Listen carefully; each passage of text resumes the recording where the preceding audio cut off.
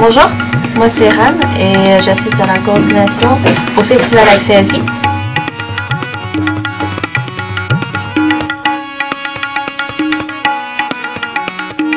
Bonjour, mon nom c'est Janet Lom. Je suis la directrice artistique du Festival Accès Asie.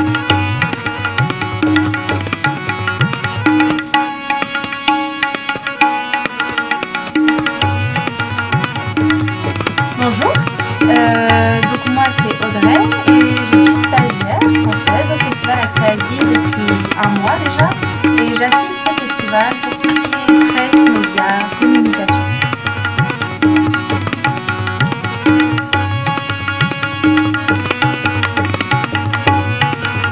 Bonjour, je m'appelle Cosmo, je suis le directeur général du Festival Accès Asie. Voilà, bienvenue chez nous.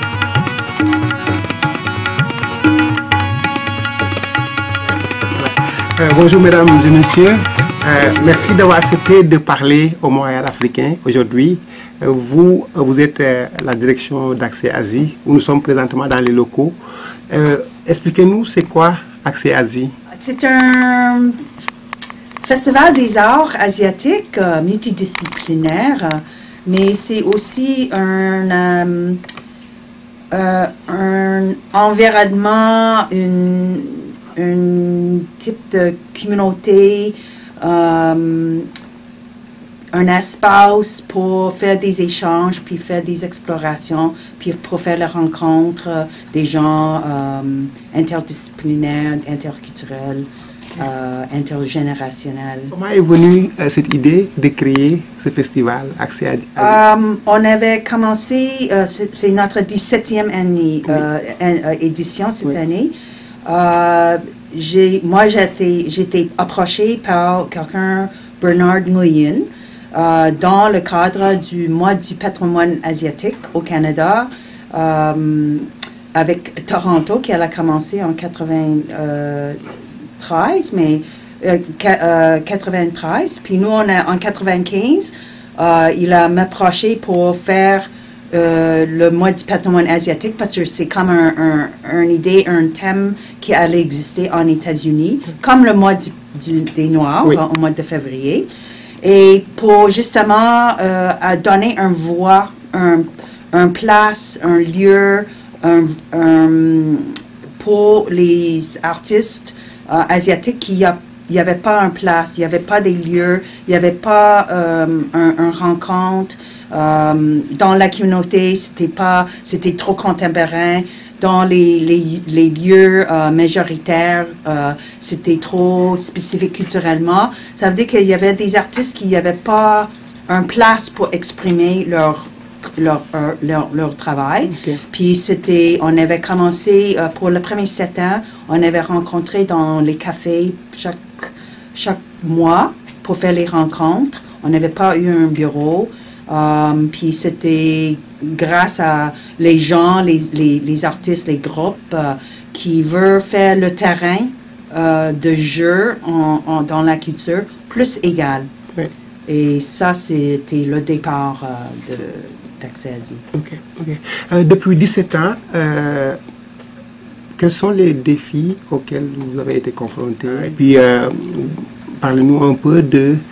ça regroupe quel pays, c'est quelle partie de l'Asie, c'est toute l'Asie?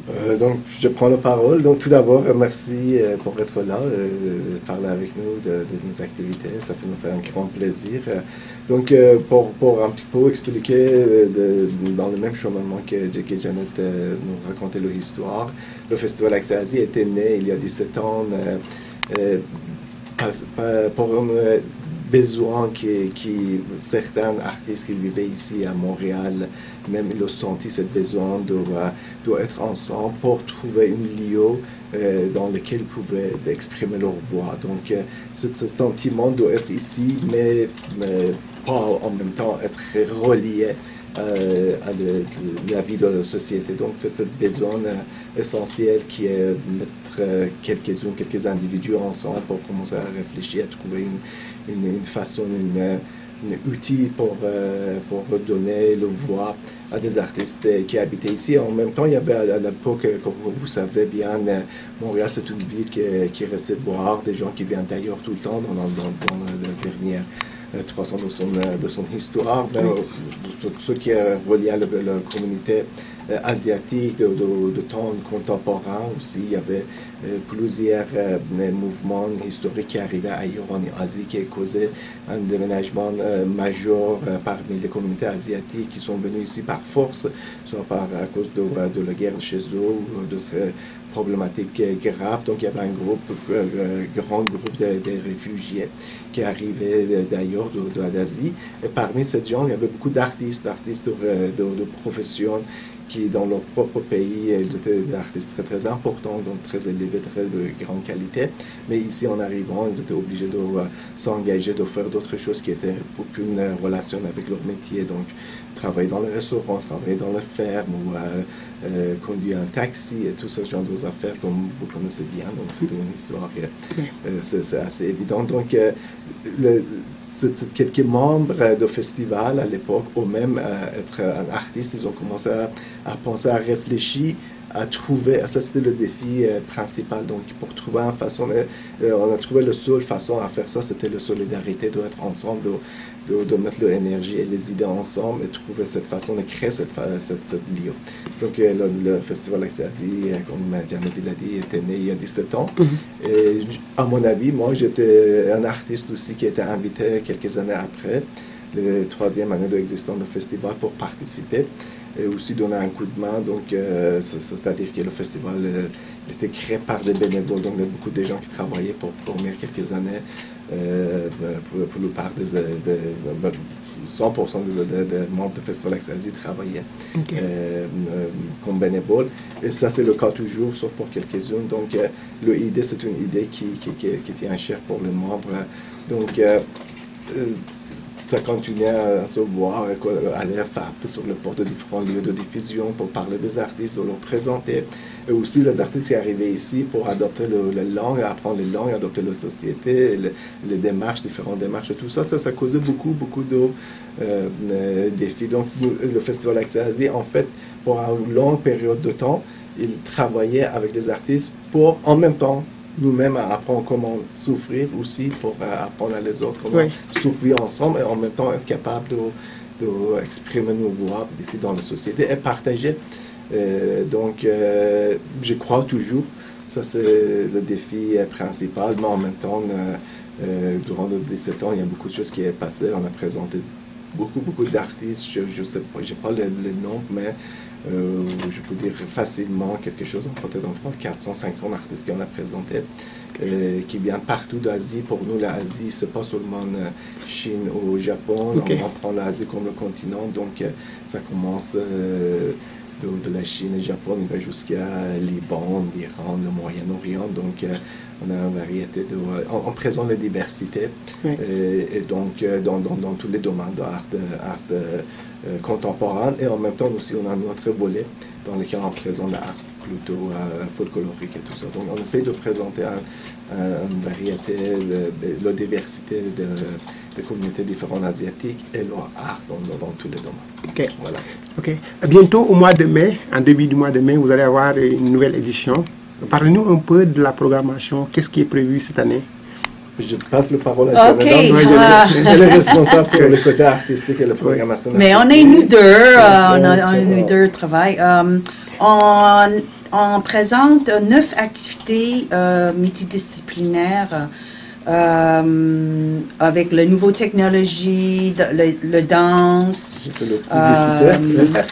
On fait un film sur le Tibet, une belle histoire d'une famille québécoise avec un Tibétain, une famille tibétain québécois qui retourner en Chine pour avoir leur deuxième enfant. Et on va avoir un table ronde après ça.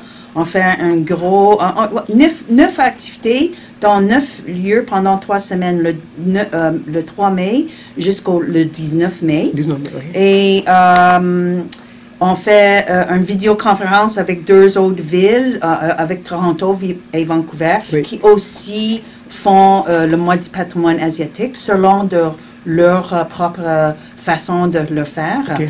Et on va présenter un groupe Beijing Opéra chinois ici, mais c'est un mélange un petit peu de côté traditionnel Opéra Beijing, mais avec les jeunes étudiants qui viennent de la culture hip-hop, qui travaillent dans ce type de fait, acrobatie, côté physique.